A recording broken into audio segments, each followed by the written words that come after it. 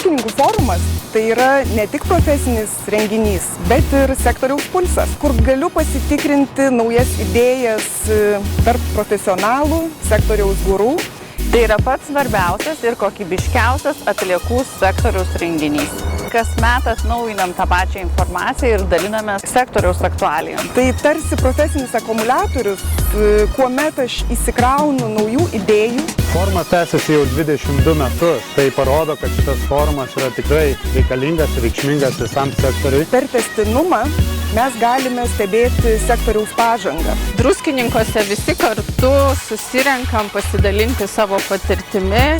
Fainai pamatyti tuos dėdės, tetas, ilgai dirbančius, žinančius, ką reikia, kaip daryti ir kažką išgirsti, sužinoti. Visi pasimatom, pabūnam, pakalbam, pasijuokiam, reikia pasidžiaugti, o nesėdėti kaip dirbti. Man atliekų forumas taupo laiką ir taupo pinigus. Per kelias dienas gali išgirsti viso sektoriaus naujienas. Svarbiausia, kad gali užmegzti ryšius su sektoriaus dalyviais. Visiems energijos nesustoti ir kurti tvarkymo istoriją kartu. Susitikim, diskutuokim ir raskim bendrus sprendimus.